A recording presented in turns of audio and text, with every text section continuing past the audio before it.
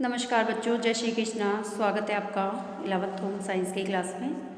तो बच्चों, हम 12th लेसन पढ़ रहे थे पोषण, स्वास्थ्य एवं स्वच्छता।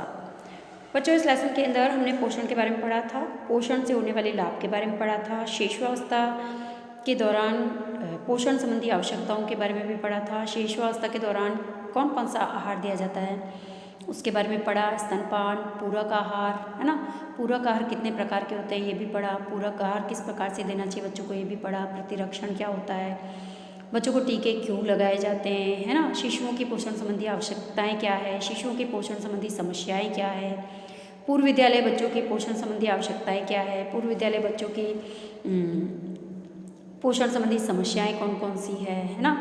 और पूर्व विद्यालय बच्चों को की आहार योजना हम किस प्रकार से बनाएंगे, और विद्यालय जाने वाले बच्चों की पोषण संबंधी आवश्यकताओं के बारे में भी कल हमने अध्ययन किया था। और विद्यालय जाने वाले बच्चों की पोषण संबंधी पोषण को प्रभावित करने वाले कारकों के बारे में आज हम अध्ययन करेंगे। और विद्यालय जाने वाले जो बच्चे हैं उनमें किस प्रकार से हम स्वस्थ आदतों को विकसित करें कि भोजन के प्रति उनकी रुचि बढ़े और वो ठीक से पोषण ले पाए और उनकी शारीरिक वृद्धि और विकास ठीक ढंग से हो, है ना। तो आज हम चलते हैं, पढ़ते हैं इसको, देखते क्या है, तो चलते हैं हम। हाँ, तो बच्चों, कल हमने विद्यालय जाने वाले बच्चों की आहार योजना के बारे में अध्ययन किया था। ICMR के द्वारा प्रस्तावित जो निर्धारित मात्रा है पोषक तत्वों की, इसके बारे में भी हमने अध्ययन किया था कि कौन कौन से पोषक तत्वों की कितनी मात्रा में आवश्यकता होती है और किस प्रकार से एक विद्यालय जाने वाले बच्चे के लिए हम पूरे दिन का आहार आयोजन करेंगे, ये भी हमने कल सीखा था। तो आज चलते हैं बच्चों हम कि विद्यालय पूर्व बच्चे और विद्यालय जाने वाले जो बच्चे होते हैं इनकी आहार की मात्रा को प्रभावित करने वाले कौन कौन से कारक हैं, किन किन कारणों से ये बच्चे जो होते हैं भोजन से जी चुराते हैं, नाश्ते से जी चुराते हैं, है ना। और किस प्रकार से हम इनके अंदर खान पान संबंधी अच्छी आदतों का विकास कर सकते हैं, इसके बारे में हम पढ़ेंगे। के बावजूद भी ऐसे अवसर आते हैं कि छोटा बच्चा जो होता है कुछ महत्वपूर्ण पोषक तत्वों से वंचित रह जाता है। बिल्कुल सही है कि हम बच्चों के लिए आहार आयोजन बहुत ही ठीक ढंग से अच्छे से करते हैं, फिर भी कभी कभी ऐसे अवसर भी आ जाते हैं कि बच्चे जो होते हैं, छोटे बच्चे जो होते हैं, कुछ महत्वपूर्ण पोषक तत्वों से वंचित रह जाते हैं। हाँ, तो बच्चों, आज हम पढ़ने जा रहे हैं कि पूर्व विद्यालय बच्चे और विद्यालय जाने वाले बच्चों की आहार की मात्रा को प्रभावित करने वाले कारक कौन कौन से हैं। तो बच्चों, हम ये जानते हैं कि बच्चों की जब आहार आयोजन करती है माँ या एक गृहिणी, जब घर के अंदर अपने परिवार के सभी सदस्यों की आवश्यकताओं को ध्यान में रखकर जब आहार आयोजन करती है तो वो पूरी कोशिश करती है कि सभी पोषक तत्व उनके परिवार के सभी सदस्यों को आवश्यकता अनुसार मिले। लेकिन फिर भी कई बार छोटे बच्चे जो होते हैं कुछ महत्वपूर्ण पोषक तत्वों से वंचित रह जाते हैं। क्या हम जानते हैं कि ऐसा क्यों होता है? ऐसा इसके कई कारण हैं, क्योंकि बच्चे की खान पान संबंधित जो आदतें होती हैं, जो आदतें उनमें विकसित हो रही होती है, वो विशेष रूप से इसको जो है वो प्रभावित करती है। क्योंकि एक माँ जो होती है वो अपने बच्चों के लिए, अपने परिवार के लिए बहुत अच्छे से जो है फूड प्रिपेयर करती है, आहार आयोजन करती है, लेकिन फिर भी बच्चे जो होते हैं वो उसको स्किप कर देते हैं। तो ये कौन कौन सी आदतें, देखिए सबसे पहला कारक है यहाँ पर जो कि बच्चों के पोषण को प्रभावित करता है, उसके अंदर है पारिवारिक माहौल। सामान्य तौर पर जो परिवार में बच्चों के पालन पोषण के लिए सकारात्मक तरीकों का जिन तरीकों का हम प्रयोग करते हैं वे उनके समग्र विकास को ही प्रोत्साहित करता है। बिल्कुल सही है। हम अपने परिवार में अपने बच्चों के पालन पोषण के लिए कौन कौन सी विधियों का उपयोग कर रहे हैं, कौन कौन से तरीकों का उपयोग कर रहे हैं, वे ही उनके समग्र विकास को जो है प्रोत्साहित करता है। और सामान्यतः हम देखते हैं कि कोई परिवार अपने स्कूली बच्चों को आहार संबंधित मार्गदर्शन भी देते हैं, है ना। कुछ परिवार ऐसे होते हैं जो अपने बच्चों के फूड प्लान पर विशेष ध्यान देते हैं, और क्योंकि वो जानते हैं कि इस समय बच्चों का ग्रोइंग एज है, बच्चों की वृद्धि और विकास हो रहा है, तो इस समय इनको न्यूट्रिएंट डाइट देना है, तो वो समय समय पर बच्चों को मार्गदर्शन भी देते रहते हैं भोजन से संबंधित, और आहार के प्रति अभिरुचि बढ़ाने का प्रयास भी करते हैं, है ना। तो इससे क्या होता है, जब बच्चों से डिस्कशन किया जाता है या विचार विमर्श किया जाता है आहार संबंधी तथ्यों पर, आहार प्लानिंग पर जब हम उनसे चर्चा करते हैं तो उससे उनकी अभिरुचि बढ़ती है भोजन के प्रति, है ना। और उसको बड़े ही रुचि के साथ फिर खाने के लिए तैयार भी हो जाते हैं तथा उनके आहार पैटर्नों को सुनिश्चित किया जाता है ना। और इसीलिए माता पिता को पोषण संबंधित उचित ज्ञान प्राप्त होना चाहिए। बिल्कुल सही है कि माता पिता को यदि बच्चों के पोषण संबंधी ज्ञान नहीं है कि बच्चों को कब क्या देना है, किस प्रकार से उनका फूड प्लान करना है, आहार आयोजन करना है, यदि पेरेंट्स को ध्यान नहीं है तो फिर उस परिवार के बच्चे जो होंगे उनका वृद्धि और विकास ठीक ढंग से नहीं हो पाएगा। तो इसके लिए सबसे पहले बच्चों को जो है शिक्षित होना जरूरी है, बच्चों को जो है फूड प्लान के बारे में जानकारी होना जरूरी है।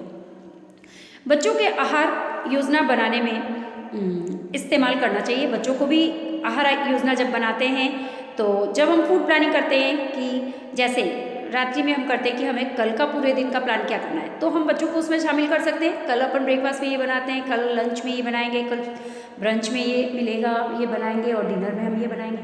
और जब हम बच्चों को बताएंगे, साथ में बैठकर विचार विमर्श करेंगे, डिस्कशन करेंगे, तो बच्चों की भी रुचि बढ़ेगी, बच्चे भी अपने व्यूज़ देंगे कि इसको ऐसे नहीं ऐसे बनाया जाए, है ना।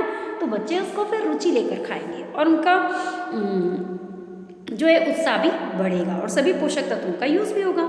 तो सुखद और आरामदेह वातावरण के साथ साथ खाना जो है अच्छी भोजन की आदतों और पोषक तत्वों के ग्रहण करने के लिए उपयुक्त होता है। बिल्कुल सही है। इसके लिए एक अच्छा घर का एटमॉस्फेयर अच्छा होना चाहिए, सकारात्मक माहौल होना चाहिए, है ना। परिवार के अंदर सभी मिलजुल कर रहे, आपस में एक दूसरे को अंडरस्टैंड करें, है ना, एक दूसरे की बात को माने, छोटों की बात को अच्छे से सुने, उनको अच्छे से मार्गदर्शन दे, है ना। और छोटों को भी बड़ों का कहना मानना चाहिए, है ना।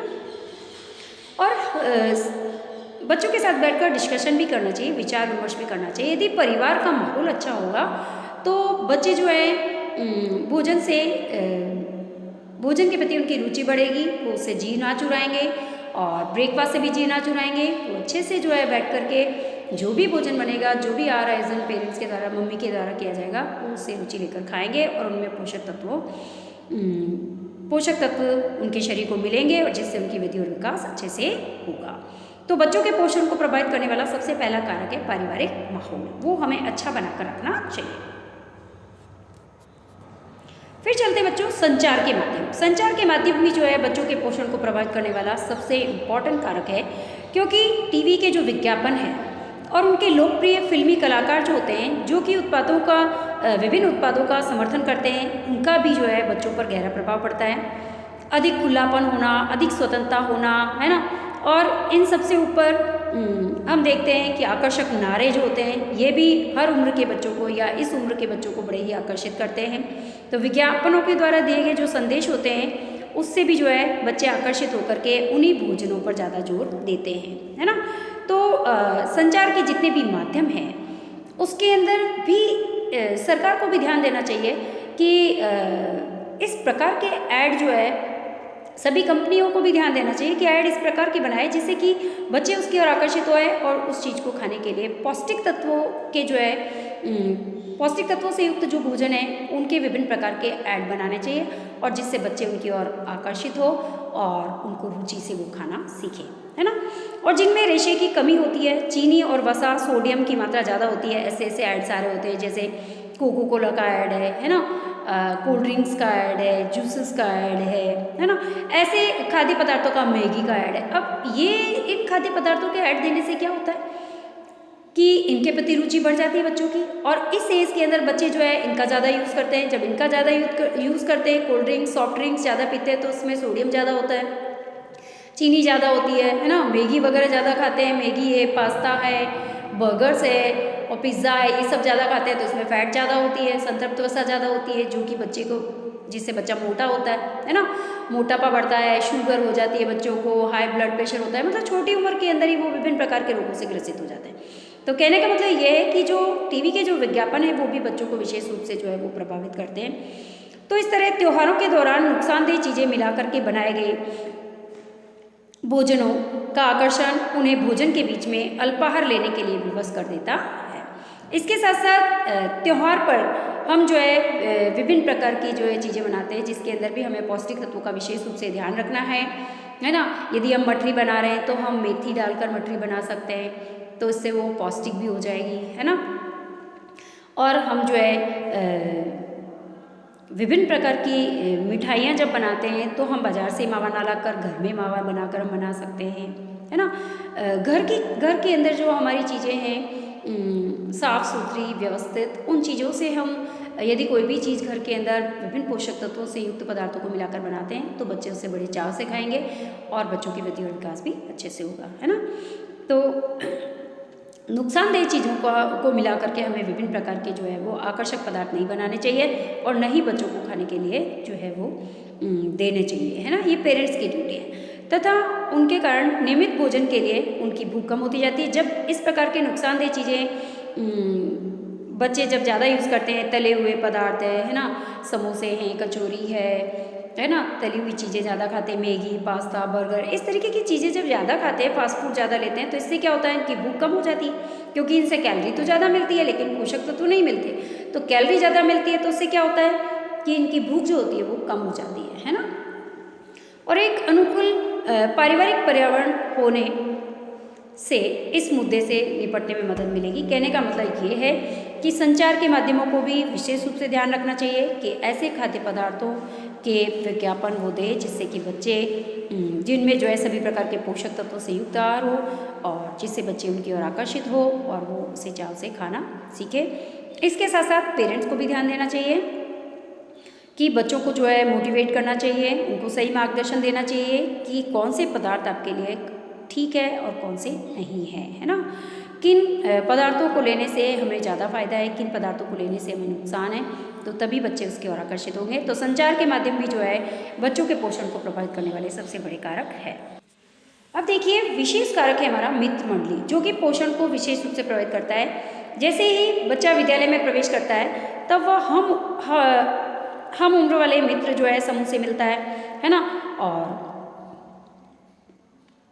अब क्या होता है कि दोस्त जो होते हैं, भोजन की मात्रा में दोस्त के द्वारा खाई जाने वाली मात्रा के प्रभाव के कारण का भी प्रभाव जो है बच्चों पर पड़ता है। जैसे कि बच्चे टिफ़िन के अंदर क्या लेकर जा रहे हैं, सभी पेरेंट्स को यदि ध्यान रखना चाहिए कि बच्चों के लिए अच्छा पौष्टिक आहार वो जो है टिफ़िन के अंदर डालें, है ना, ताकि बच्चे एक दूसरे के टिफ़िन को देखकर भी जो है उनके मन में ऐसा फीलिंग ना आए कि वो तो बर्गर खा रहा है या वो तो सैंडविच खा रहा है या वो तो मैगी खा रहा है ना। आप अच्छा पौष्टिक पराठा बनाकर डालें, ग्रीन वेजिटेबल बच्चों के साथ डालें, है ना। तो इस तरीके की चीज़ जब आप पौष्टिक आहार डालेंगे तो बच्चे जो होंगे वो अपने मित्रों को देख करके और उससे उत्साह के साथ खाएंगे, है ना। तो मित्र मंडली का विशेष रूप से जो है बच्चों पर प्रभाव पड़ता है, क्योंकि विद्यालय जाने वाले जो बच्चे होते हैं मित्रों की बात ज़्यादा मानते हैं, मित्रों पर ज़्यादा विश्वास करते हैं और वो अपने टिफ़िन को तो रख देते हैं, कैंटीन में जाकर विभिन्न प्रकार के जो है कचौरी, समोसे हैं, मैगी है ना, कुरकुरे हैं, ये सब चीज़ें खाते हैं जो कि जिनमें कैलोरी ज़्यादा होती है, पोषक तत्व नहीं होते, जिससे उनकी भूख जो है मर जाती है और उनके शरीर को पोषक तत्व ठीक ढंग से नहीं मिल पाते, जिससे उनका शारीरिक और मानसिक विकास भी रुक जाता है।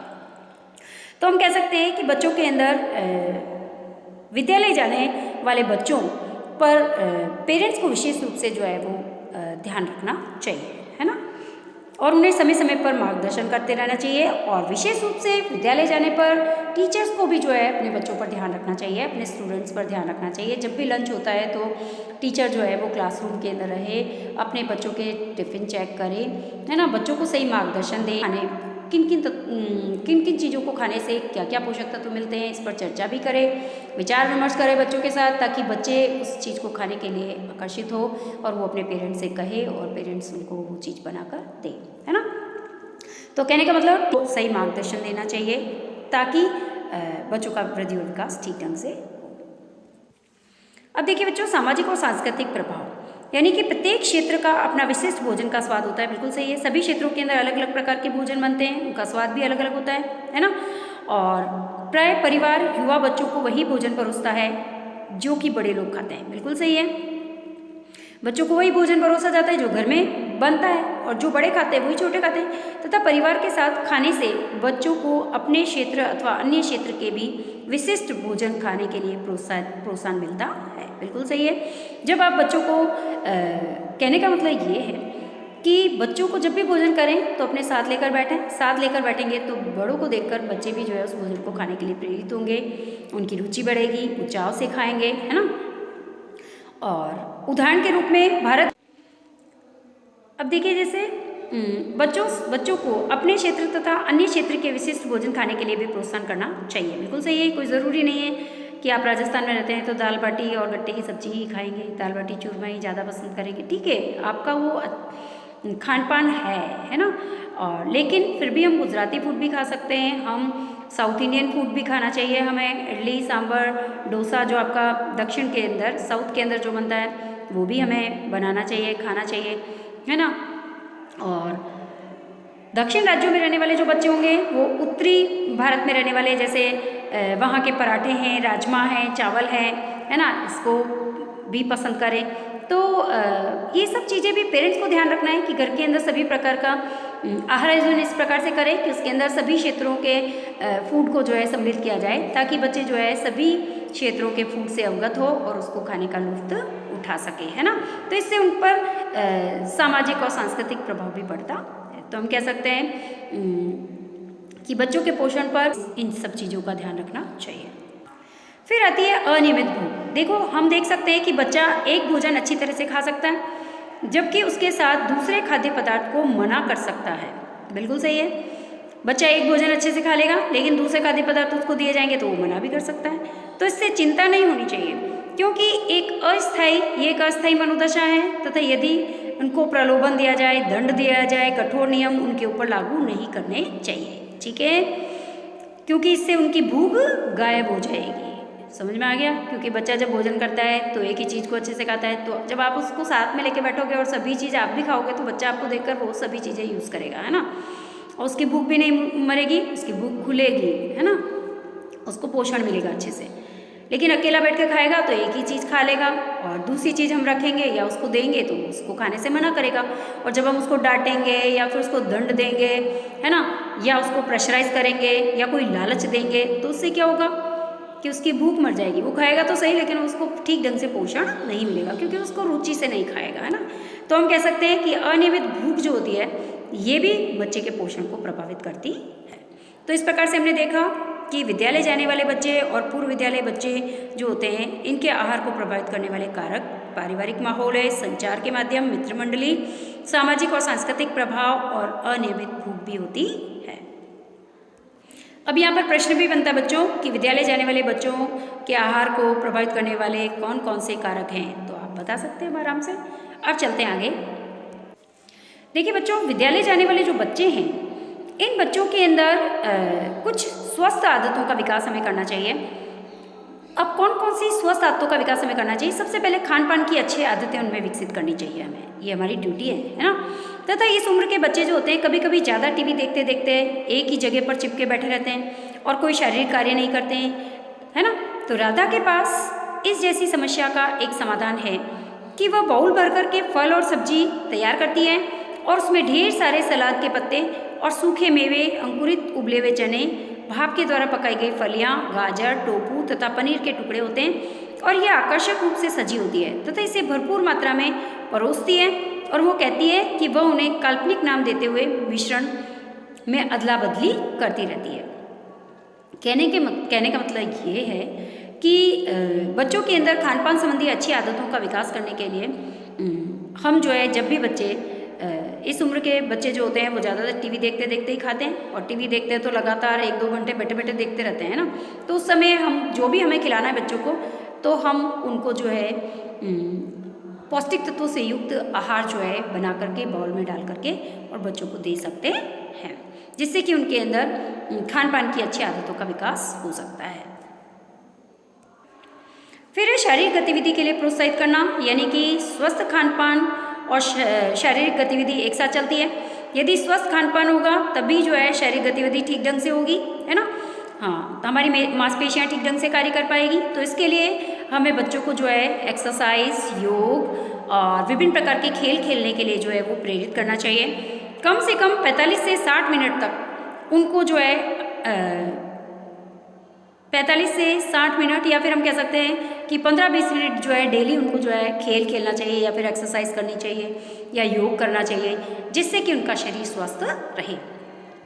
और सर्दियों के अंदर यदि बच्चे दिसंबर से लेकर के फरवरी तक यदि सुबह जल्दी उठ करके एक्सरसाइज करते हैं तो पूरे साल जो है वो बच्चे स्वस्थ रहते हैं। हाँ, तो हमें बच्चों के अंदर विभिन्न प्रकार के शारीरिक गतिविधियों के लिए बच्चों को प्रेरित करना चाहिए, एक्सरसाइज के लिए, खेल खेलने के लिए, है ना, ताकि उनकी मांसपेशियाँ ठीक ढंग से जो है वो क्रियाशील हो और वो एनर्जेटिक रहें और सभी कार्यों को ठीक ढंग से कर पाएँ, उनकी वृद्धि और विकास ठीक ढंग से हो। तो ये भी स्वस्थ आदतें हैं जो कि विद्यालय जाने वाले बच्चों के अंदर हमें विकसित करने की आवश्यकता होती है। भोजन की सुरक्षा सुनिश्चित करना, यानी भोजन को स्वच्छ स्थितियों में खाने के लिए प्रशिक्षित किया जाना चाहिए।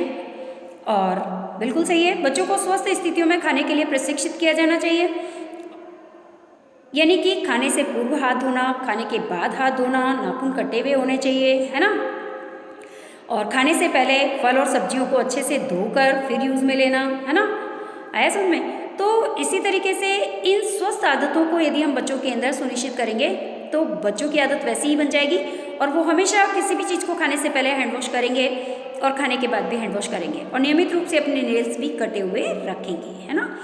तो इससे बच्चे जो होंगे विभिन्न प्रकार के रोगों के संक्रमण से बच सकते हैं, है ना, और स्वस्थ भी रहेंगे। अब देखिए, आहार की मात्रा में नियंत्रण सुनिश्चित करना, यानी कि 9 से 12 वर्ष के बच्चे जो होते हैं वो अपनी भूख के बारे में पता लगा सकते हैं। यदि वे खाना ना चाहते हो तो हमें उनको जो है अधिक खाने के लिए बाध्य नहीं करना चाहिए, बिल्कुल सही है। यदि उनकी इच्छा नहीं है, उनको नहीं खाना है, भूख नहीं है, तो ज़्यादा उसको खाने के लिए हमें बाध्य नहीं करना है, दंड नहीं देना है, लालच नहीं देना है ना। ऐसा करने से वे पेट भरने की अनुभूति को समझ नहीं पाएंगे और भोजन का इस्तेमाल प्यार दिखाने के लिए नहीं किया जाना चाहिए। इसके अतिरिक्त जब तक बच्चा स्वस्थ है, कोई एक नियमित भोजन छोड़ना कोई समस्या नहीं है, लेकिन इसे जो है आदत नहीं बनाना चाहिए। कहने का मतलब ये है कि आहार की मात्रा पर नियंत्रण सुनिश्चित करना चाहिए, यानी कि आहार आयोजन करते समय हमें सभी पोषक तत्वों को जो है संतुलित मात्रा के अंदर लेकर के बच्चों की आवश्यकता के अनुसार, अपने परिवार के सभी सदस्यों की आवश्यकता के अनुसार जो है आहार आयोजन करना चाहिए और बच्चों को खिलाने का प्रयास करना चाहिए, है ना। विद्यालय बच्चों को स्वास्थ्य एवं पोषण संबंधी मुद्दे। देखो, विद्यालय जाने वाले जो बच्चे हैं इनके स्वास्थ्य और पोषण संबंधी क्या मुद्दे हैं। प्रतिरक्षण कार्यक्रमों और पौष्टिक भोजन के तरीकों के अनुपालन में माता पिता के संयुक्त प्रयास से ही इस समय का बच्चा जो होता है, कभी कभी होने वाली खांसी है, जुकाम है, जैसे रोगों से लड़ने के लिए जो है वो काफ़ी मजबूत हो जाता है। कहने का मतलब ये है कि जैसे हमने वैक्सीन, है ना, प्रतिरक्षण कार्यक्रम जो है बच्चों के लिए बनाया, जिसके कारण वैक्सीन के द्वारा जो उनको स्वस्थ रखा जा सके। पौष्टिक भोजन के तरीके हमने बताए, उनका अनुपालना यदि माता पिता करते हैं, है ना, तो पेरेंट्स यदि ध्यान दें, समय पर बच्चों को वैक्सीन लगाए या फिर उनके लिए जो है पौष्टिक आहार का आयोजन करें, तो इससे बच्चों को जो है छोटे छोटे जो रोग है, जैसे खांसी है, जुकाम है, विभिन्न प्रकार से रोगों से बचाया जा सकता है। और इससे जब पौष्टिक आहार बच्चे लेंगे और समय पर उनको वैक्सीन लगेगा तो उनका प्रतिरक्षा तंत्र मजबूत हो जाएगा, रोगों से लड़ने की क्षमता बढ़ जाएगी, जिससे कि वो बीमार भी नहीं होंगे, उनका शरीर मजबूत हो सकता है। हम जानते होंगे कि अब बच्चों में मोटापा जो है स्वास्थ्य के लिए खतरा बनता जा रहा है, बिल्कुल सही है। तो बच्चों को जो है हमें ध्यान रखना है कि संतृप्त वसा, नमक और चीनी का उपयोग बच्चों के लिए अधिक नहीं करना है। आहार आयोजन करते समय माता को ध्यान रखना है कि बच्चों को जो है अधिक चीनी, अधिक नमक और अधिक जो है वसा युक्त जो है और कम रेशे युक्त पदार्थों का उपयोग उनके लिए ना हो। अधिक रेशे वाले पदार्थ जो है ज़्यादा यूज़ में लेने चाहिए, कम चीनी का उपयोग करना चाहिए, कम नमक का उपयोग करना चाहिए, कम वसा युक्त पदार्थों का उपयोग करना चाहिए, क्योंकि अधिक मात्रा में इनका उपयोग करने से मोटापा बढ़ता है, कई प्रकार के रोग हो जाते हैं, जिसके बारे में हम पहले पढ़ चुके हैं। डायबिटीज़ है, शुगर है, ब्लड प्रेशर है, थायराइड है, कई प्रकार के रोग होते हैं, है ना। टाइप 2 मधुमेह और अतिरिक्त रक्तदाब, यानी हाई ब्लड प्रेशर बढ़ जाता है और डायबिटीज़ भी बढ़ता है। पहले ये रोग जो है बच्चों में बहुत कम पाया जाता था, यानी कि जो डायबिटीज़ 2 है ये और हाई ब्लड प्रेशर पहले बच्चों में नहीं होता था, किंतु आजकल ये बच्चों में सबसे अधिक हो रहा है। क्यों? क्योंकि बाल्यावस्था के अंदर ही वो मोटापा उनका बढ़ता जा रहा है, क्योंकि अधिक मात्रा में वो चीनी का उपयोग कर रहे हैं, अधिक मात्रा में जो है नमक का उपयोग कर रहे हैं, अधिक मात्रा में वो संतृप्त वसा का उपयोग कर रहे हैं, जिसके कारण उनके अंदर मोटापा बढ़ रहा है है ना, कैलोरी तो उनको ज़्यादा मिल रही है लेकिन पोषक तत्व नहीं मिल रहे, जिसके कारण वो विभिन्न प्रकार के रोगों से ग्रसित हो रहे हैं। अब आता है हमारा अल्पपोषण क्या है। अल्पपोषण निम्न सामाजिक आर्थिक समूह के मध्य यह एक गंभीर स्वास्थ्य संकट है। अल्पपोषण यानी कि गरीब परिवार के जो बच्चे होते हैं उनको खाली पेट विद्यालय जाना पड़ता है, बिल्कुल सही है। उनको ठीक ढंग से जो है पोषक तत्वों से युक्त आहार नहीं मिल पाता है और परिणाम ये होता है कि वे कुपोषित रह जाते हैं और ऐसे बच्चे जो होते हैं विद्यालय में ठीक ढंग से पढ़ाई नहीं कर पाते हैं, उनका पढ़ने में मन नहीं लगता है, वो शारीरिक और मानसिक दोनों रूप से वीक रहते हैं और जिससे कि जो है कई बार तो जो है कुपोषण के शिकार हो जाते हैं और मृत्यु के शिकार भी हो जाते हैं, है ना। तो हमारी सरकार ने इन्हीं की सुरक्षा के लिए, गरीब परिवार के बच्चों की सुरक्षा के लिए, इनको अच्छा पौष्टिक आहार मिले इसके लिए जो है मिड डे मील की जो है वो व्यवस्था की है, मध्याह्न भोजन योजना, है ना। तो मिड डे मील जो है इसके द्वारा पहली से लेकर के 8वीं कक्षा के जो बच्चे होते हैं इनको निःशुल्क भोजन जो है वो प्रदान किया जाता है। वर्तमान समय में तो इनको दूध भी 250 ग्राम दूध भी जो है बच्चों को दिया जा रहा है ताकि उनमें जो है पोषक तत्वों की कमी ना हो। इस योजना के अच्छे परिणाम दिखाई भी पड़े हैं। इससे बच्चे जो है विद्यालय रुचि लेकर विद्यालय जाने लगे हैं। वहाँ पर जो है मध्याह्न का भोजन दूध उन्हें मिलता है जिससे उनको पोषक तत्व भी मिलते हैं और वो पढ़ने की तरफ रुचि भी बढ़ा रहे हैं, है ना। और इसके अच्छे परिणाम हमारे सामने आ रहे हैं। अब कक्षा में उनका कार्य निष्पादन और ध्यान लग पाने में काफ़ी सुधार भी हुआ है, बच्चों का मन भी पढ़ने में लगा है ना। और टीचर्स ऐसा बताते हैं, न केवल विद्यालय में नामांकन भी बढ़ा है अपितु विद्यालय छोड़ने की दर में भी कमी आई है। पहले जो है बच्चे टीसी लेकर चले जाते थे, विद्यालय छोड़ देते थे, पढ़ने नहीं आते थे, ऐसा अभी नहीं रहा है। अभी सभी बच्चे जो है मिड डे मील से, जब से मिड डे मील शुरू हुआ है विद्यालय के अंदर और दूध सुबह का शुरू हुआ है तब से ही बच्चे जो है विद्यालय की ओर अग्रसर हुए हैं। विद्यालय के अंदर नामांकन भी बढ़ा है, विद्यालय के अंदर बच्चों की पढ़ने के प्रति रुचि भी बढ़ी है और शिक्षा में जो है लिंग भेद भी कम हुआ है ना। बालिकाओं की संख्या भी बढ़ने लगी है और शिक्षा में लिंग भेद भी कम हो गया है ना। किसके कारण? ये मिड डे मील के कारण। समझ में आया? अपने देश में हम जो है अल्पपोषण तथा अतिपोषण की दोहरी समस्या का सामना कर रहे हैं। बिल्कुल सही है। अल्पपोषण का मतलब ये है कि भोजन में पोषक तत्वों की कमी होने से अल्पपोषण के शिकार हो जाते हैं, कुपोषण के शिकार हो जाते हैं। जबकि अतिपोषण का मतलब ये है कि भोजन में पोषक तत्वों की अधिकता के कारण हम अतिपोषण के शिकार हो जाते हैं, जिससे मोटापा है, शुगर है, ये सब रोग बढ़ते हैं, है ना। डायबिटीज़ है, ये सब बढ़ता है। तथा इसीलिए यदि हम पौष्टिक भोजन के लाभों का प्रचार करते रहे तो भविष्य में इसका प्रभाव पड़ेगा, है ना। इसका प्रभाव अच्छा पड़ेगा सभी के ऊपर। और इसके अतिरिक्त निःशुल्क स्वास्थ्य जांच भी जो है वो गवर्नमेंट के द्वारा कराई जा रही है। सभी हॉस्पिटल्स के अंदर निःशुल्क जो है स्वास्थ्य जांच होती है बच्चों की, उनको जो है फ्री में दवाइयाँ भी दी जाती है, उपचार भी उनका फ्री में किया जाता है ना। और इसके साथ साथ विद्यालय स्वास्थ्य कार्यक्रमों को भी समय समय पर जो है वो आयोजित किया जाता है। विद्यालय के अंदर जा कर के बच्चों को जो है विटामिन ए की दवाई पिलाई जाती है, पल्स पोलियो दिया जाता है ना। आंगनवाड़ी के अंदर भी जो है वो पल्स पोलियो है, विटामिन ए की दवाइयाँ जो है वो बच्चों को निःशुल्क दी जाती है समय समय पर, जिसके कारण वर्तमान समय के अंदर जो है बच्चे जो है वो कुपोषण के शिकार कम हो रहे हैं और बच्चों की मृत्यु दर में भी कमी हुई है। तो बच्चों इस लेसन के अंदर हमने बहुत सारी चीज़ें पढ़ी और बहुत ही मज़ा आया। तो इस प्रकार से विद्यालय जाने वाले जो बच्चे हैं इनको उनके स्वास्थ्य और पोषण संबंधी ये मुद्दे हैं, इनको यदि हम ध्यान रखेंगे तो हमारे देश के बच्चे जो होंगे वो कुपोषण और अतिपोषण के शिकार नहीं होंगे, मोटापे के शिकार नहीं होंगे, विभिन्न प्रकार के रोगों से ग्रसित नहीं होंगे। और जब बच्चे स्वस्थ रहेंगे तो एक स्वस्थ भारत का निर्माण होगा, है ना। एक स्वस्थ एटमॉस्फेयर बनेगा और बच्चों की रुचि भी जो है वो हर कार्य के अंदर बनेगी, है ना। और बच्चे अपना सभी कार्य व्यवस्थित रूप से समय पर कर पाएंगे। तो इस प्रकार बच्चों आज हमारा लेसन ये कंप्लीट होता है। धन्यवाद बच्चों। जय श्री कृष्ण।